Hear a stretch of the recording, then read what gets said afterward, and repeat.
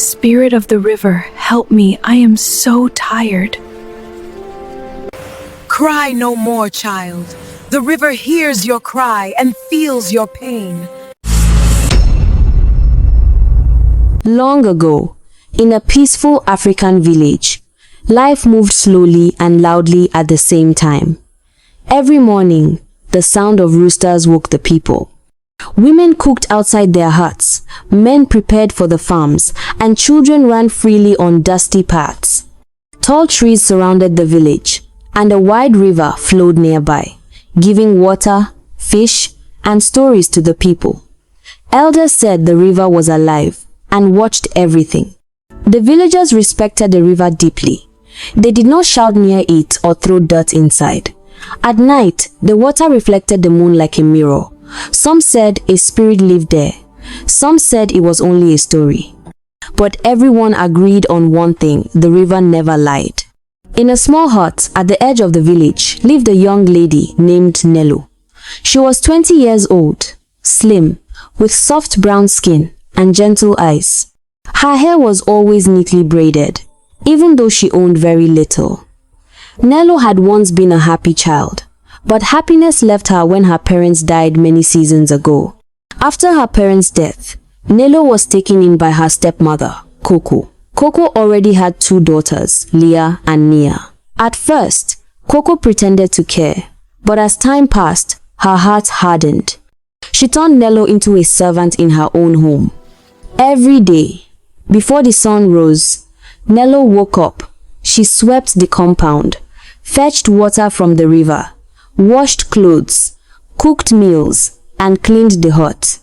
While Lia and Nia slept late or admired themselves, Nello worked until her hands hurt. Still, she never complained. Koko watched Nello closely, always looking for a reason to shout. "Why are you slow? Why is the food cold? You are lucky I keep you here." Her words were sharp like stones. Lia and Nia laughed whenever Nello was punished. They believed beauty and wealth were everything. Though her life was hard, Nello's heart remained soft. She helped old women carry firewood. She shared food with hungry children. At night, when everyone slept, she looked at the stars and whispered dreams she never spoke aloud.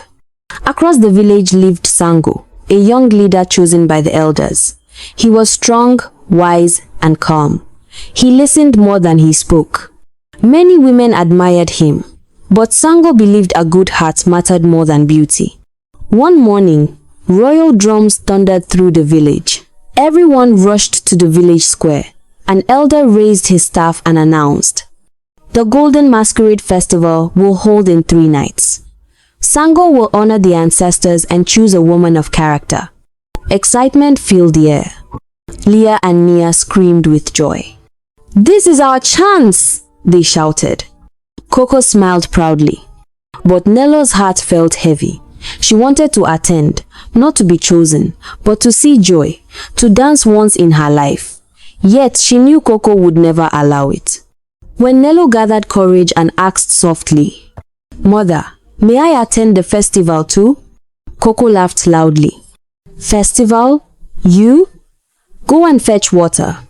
Lia and Nia laughed until tears came to their eyes. That night, Nello walked quietly to the river. She knelt and touched the water. "I do not ask for riches," she whispered. "I only ask to be seen." The river flowed gently. The moon reflected brightly. Unknown to Nello, the river listened. As Nello stood to leave, the water shimmered. A calm voice spoke, smooth like flowing water. "Kind hearts are never invisible." Nello turned, but saw no one. Her heart raced. The wind passed gently. She ran home, unsure if it was a dream. Over the next days, Lia and Nia prepared clothes and jewelry. Koko made Nello work harder than ever. "You must finish everything before sunset," Koko warned. Nello obeyed, though her body ached. On the night before the festival, Nello sat alone outside the hut. Drums echoed far away as rehearsals began. She closed her eyes and took a deep breath. "I accept my life," she whispered. But destiny had already started moving. The river flowed silently under the moon, and deep within its waters, Oma, the river spirit, prepared to act. The night of the Golden Masquerade Festival finally arrived. The village glowed with firelight. Torches were placed along the paths, drums beat loudly, and laughter filled the air. Colorful cloths hung from trees and huts. It was the most beautiful night of the year. Inside Koko's hut, Lia and Nia dressed in fine fabrics and shiny beads. Their hair was decorated with gold-colored threads. Koko admired them proudly. "Nelo," she shouted, "before we return, make sure the house is clean. No sleep for you tonight." They left, locking the door behind them. Nelo stood alone in the dark. As the drums grew louder from far away, Nelo sat on the floor. Her chest felt tight. She listened to the joy she was not allowed to touch. Tears fell silently onto the dusty ground. "Maybe this is my fate," she whispered. Unable to stay inside, Nelo quietly walked to the river. The moon was full, shining brightly on the water. The river moved slowly, calmly, like it was waiting for her. Nellu knelt down. "I asked only to be seen," she said softly. The water began to glow. Mist rose gently from the river. A glowing figure formed from water and light. "I am Oma," the voice said kindly. Nelo froze in fear and wonder. "Do not be afraid," Oma continued. "I have watched you suffer without bitterness." "You will attend the festival," Oma said. "But remember this, the magic will last only until midnight. When the moon reaches its highest point, you must return." Nello nodded, shaking with excitement and fear. Oma lifted her hand. Water spun around Nello like wind. Her old clothes faded away. In their place appeared a beautiful dress made of flowing fabric, beads, and shells that shimmered softly. A golden anklet formed around Nello's ankle, glowing gently. "You are ready," Oma said. "Do not lie about who you are, but do not reveal everything yet. Let the heart speak first." With that, the mist faded, and the river returned to calm. Nello walked into the village square. Music filled the air. Dancers spun.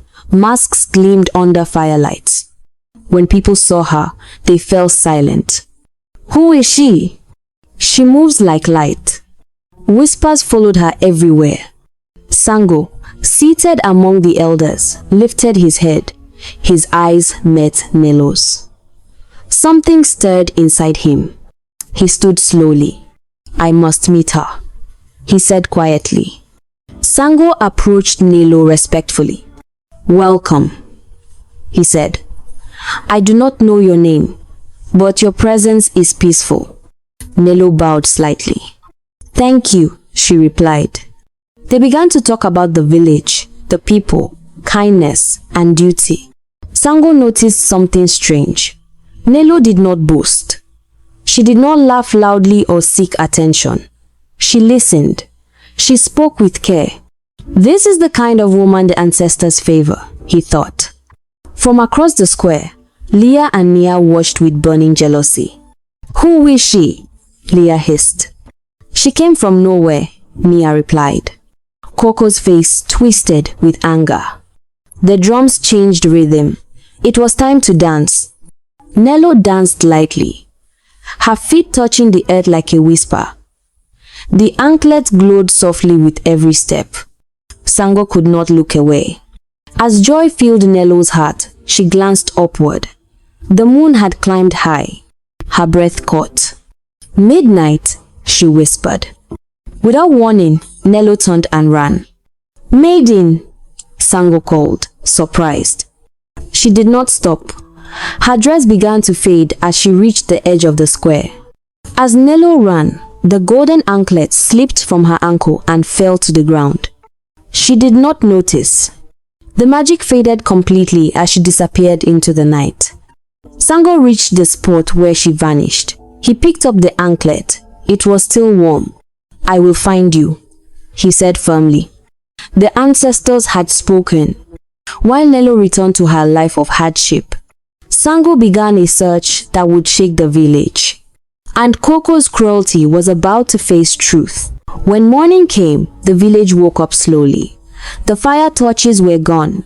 The drums were silent.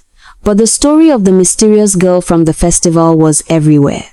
People talked as they fetched water and swept their homes. Who was she? Where did she come from?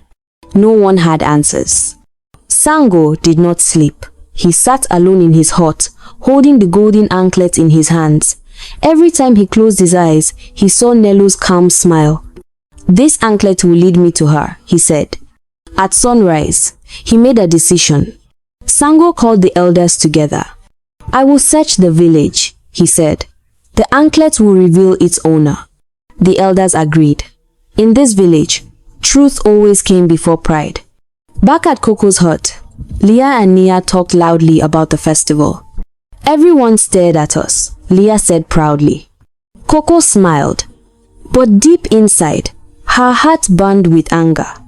That strange girl stole the night, she thought. When Nelo returned home before sunrise, Koko noticed her tired eyes. "Where were you?" Koko shouted. Nelo said nothing.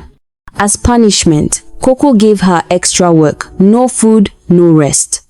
All day, Nelo worked under the hot sun. Her hands shook, her body ached, but she did not cry. If joy came once, she thought, it can come again. Sango walked from house to house with the anklet. Women tried it on eagerly. Some smiled, some lied.